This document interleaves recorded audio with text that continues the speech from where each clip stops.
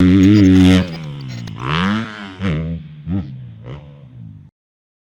at Will. Huh? Happy New Year, Moto Academy. It's Fire at Will here Fire again. at Will. Hopefully getting this question in on time Pause for the it. podcast. What? Jeez. Okay. Fire at Will. He just won a trip. If you want to win a trip, get inside of the Moto Academy app once a month. We're going to pick somebody random, and it could be from anywhere in the world, to fly in, ride, train, hang out with myself, the Moto Academy crew. Fire at Will just won it. And guess what we did? We booked his flight today. We already booked it.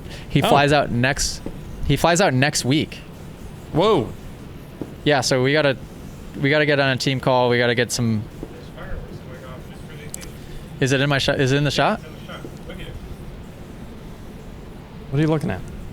Fireworks in the shot. Sweet. You can't see it. The camera can. Best podcast. Yeah, so he's gonna ever. come in. He's gonna come in next week, Whoa. which is awesome. Which means we can start this once a month deal, flying in subscribers. Anyhow, congrats, Fire at Will. Wow. He. Okay. Also, I must confess, he is from the desert. He's from the desert. Yeah, he's from the desert. I thought that much. Okay. Yeah, here we go. His plane ticket was expensive. I'm sure a lot of discussions being given to the resolution and goal setting, right? What I've noticed is that as a lifelong athlete myself and a coach of young athletes, the grind will really start to set in at that 45 to 60 day mark. And that'll either make or break a lot of people. Either, they'll curb their effort way down, they'll reevaluate their goals, or maybe quit entirely. And then the select few bust through and keep their eye on the prize. So my questions are, what are you doing daily to kind of keep it fun and to not feel like a slog, like you're going to work? And then how are you employing your long-term goals on the daily? So what steps are you taking every single day to make sure you're going to get to that long-term goal, whether that's moto or professional or personal for, whoever you got sitting there with you. All right. Appreciate you guys. Can't wait to come down. Take it easy. Awesome. Good question. Great question. The way I would explain this is the long-term goal is the important part here. Create a long-term goal that is consistent with whatever your passion is. So for me, long-term goal is in 2033, I want Moto Academy to be the biggest brand in motocross. And with that, I want it to be the most recognizable brand. I want AJ Cat and Zero to be the most recognizable name in motocross. I know all of those things sound outrageous. I want to own 5 facilities. There's a lot of long-term goals. Now, when the hard part is the day-to-day grind in that. So, because you have to have shorter term goals as well, and you need to make sure that those align with something that you want to be doing. So the long term goals, the big picture stuff, that's all my passion. So everything under that falls under the umbrella of being my passion. So that's step one. That's the important part. If your long term goals are not something that aligns with your passion, or maybe even if it's just like a financial long term goal, then you're really gonna get lost on your way there. Then every single day, you have to make sure that you are just checking in and being really conscious of making sure that the time you're spending and the things you're doing are what you want to be doing on the way to achieving your long-term goal. I question that. Honestly, I've questioned that quite a bit in the last 8 weeks of me training at the dog pound with Jet and Hunter. I have days when I'm out there with those guys and I'm like, why am I doing this? And I tell you what, I only have it for a brief moment, and then I kind of check in and I go, oh, you know what? It's because it's fun. That's right. And I'm enjoying doing this, actually. And it's going to add to the big picture, and 10 years down the road, and the racing will continue to help in building that brand.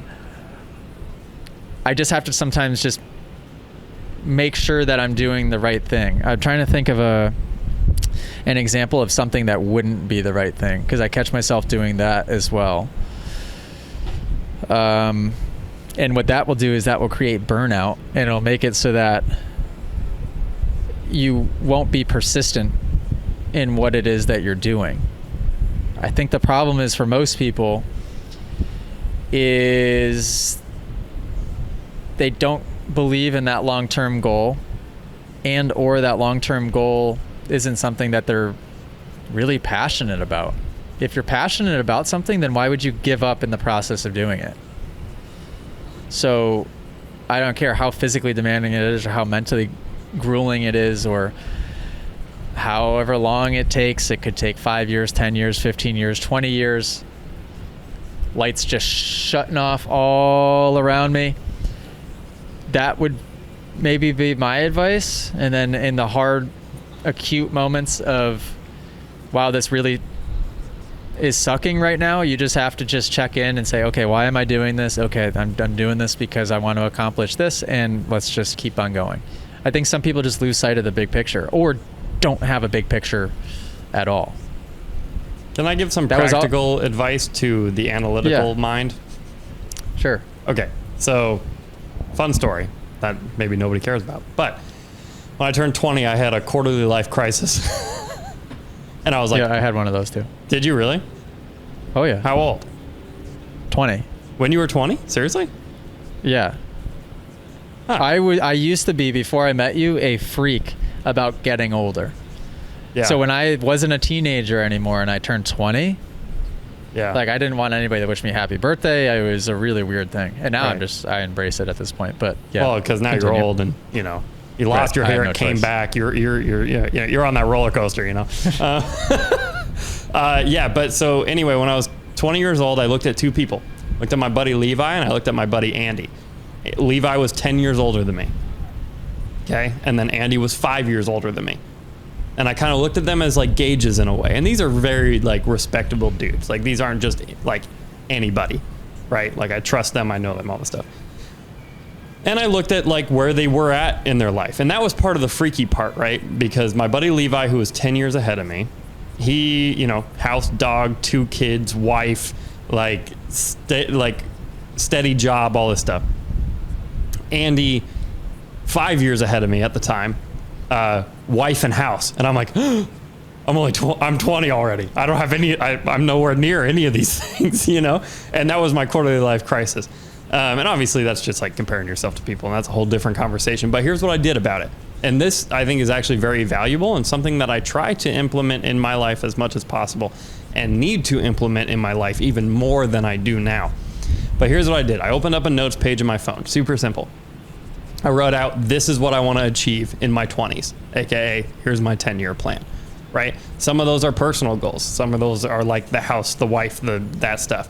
And some of them are financial goals, goals with work, whatever. Wrote them all out. Then I made subcategories. I took each individual goal and I wrote down every single step that I needed to make to achieve that goal. And that's the part that people miss all the time. A lot of people say, this is my goal, but they never sit down and think through how to actually do it, right? So, where was I going with that?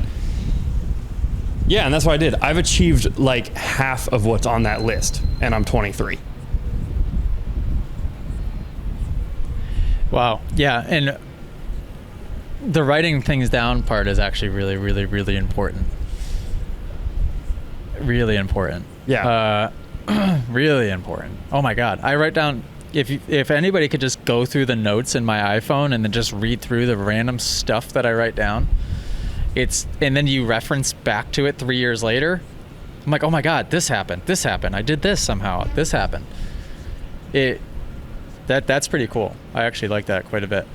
I think a big thing too is you can't put a definitive end time on your goal, because I think that creates stress for no reason. So like you, for example, you turn 20 and you're like, I'm creeping up on 25 and I'm supposed to have 2 kids and all this and a wife by the time I'm 25.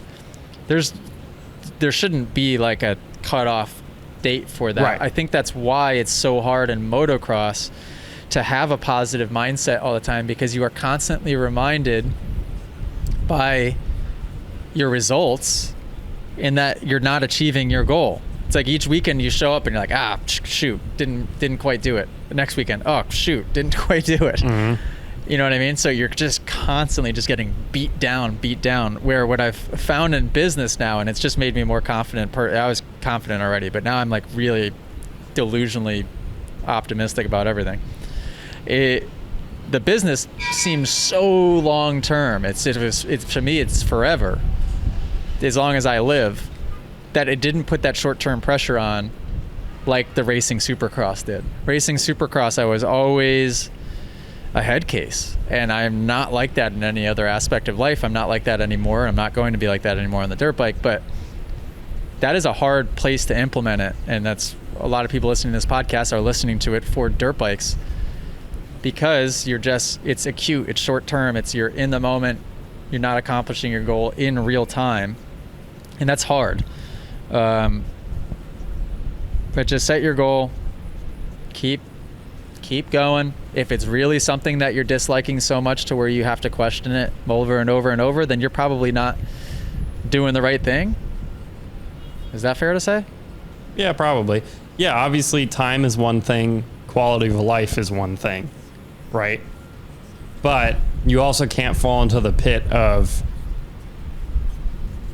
like, oh, well, I got time.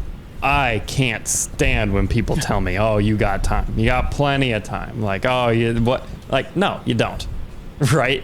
Like, that's why I'm saying, like, and this is just what I do, right? Create the checklist, tick them off. That's my method. Yeah, and if you really want whatever that is at the top of that checklist, then you won't let a day go by where you do not work towards that in some way. Right. I don't take days off. I never will take a day off, because I don't have to work for 15 hours a day necessarily, but you better believe that I am doing something to get myself a little further towards that end goal every single day, no matter what. And I guess that's where the motivation would lie. Well, I was going to say, even just talking about it, I think what you were talking about when you could fall into the rut of like being stuck or losing motivation or whatever is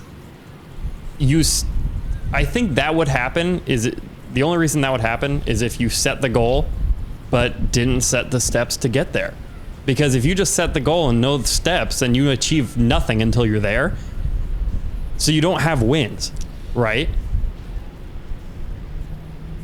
Yeah, that's like somebody, I don't know why my head goes to this. That's like somebody that's, smoking the ganj, that just like comes up with a creative idea of, oh, how cool would it be if I did X?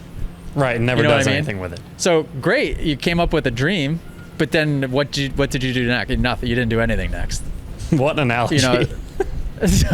Hey guys, if you enjoyed this clip and you want to watch full episodes of the podcast and send in video questions of your own, head over to club.themotoacademy.com.